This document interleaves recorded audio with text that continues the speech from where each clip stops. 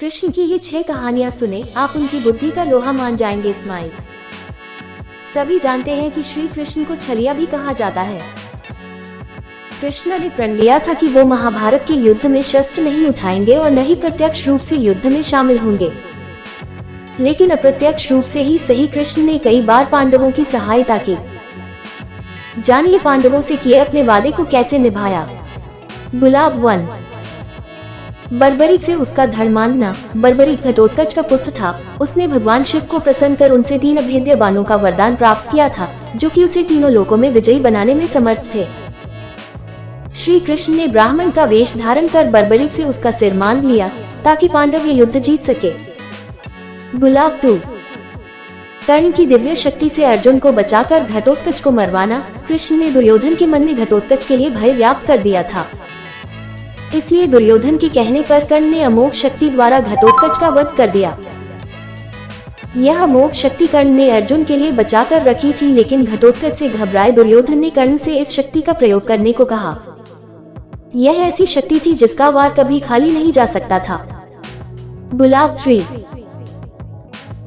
जरासंध का वध करवाना। जब युद्ध में भीम द्वारा जरासंध के शरीर के टुकड़े किए जाने पर भी उसका धड़ पुनः जुड़ जाता था, तब वो श्री कृष्ण ही थे जिन्होंने तिनके को तोड़कर अलग अलग दिशाओं में फेंकने का इशारा किया, जिसके बाद भीम ने जरासंध के शरीर को चीरकर विपरीत दिशाओं में फेंक दिया।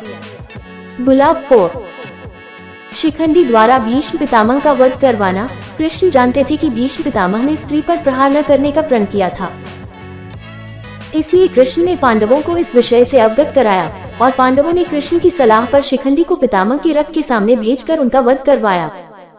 गुलाब 5। सूर्यदेव को छिपाकर जयद्रथ का वध करवाना। अब मारे जाने पर अर्जुन ने जयद्रथ को अगले दिन सूर्यास्त से पहले मारने की प्रतिज्ञा की, अन्यथा अग्नि समाधि ले लेने का वचन दिया था, जिस पर कौरवों ने जयद्रथ को सेना के पिछले भाग में छुपा दिया। तब कृष्ण ने माया से सूर्यास्त कर दिया और छिपा हुआ जयद्रथ अर्जुन को अग्नि समाधि लेता देख के बाहर आया। उसी समय श्री कृष्ण की कृपा से सूर्य पुनः निकल आया और तुरंत ही अर्जुन ने सबको रौंदते हुए जयद्रथ को मारकर उसका मस्तक उसके पिता के गोद में गिरा दिया। गुलाब 6। दुर्योधन को मारने का इशारा। भीम और दुर्योधन की लड़ाई के समय श्री कृष्ण ने अपनी जान थोपकर भीम को दुर्योधन की जान पर गदा प्रहार करने का इशारा किया।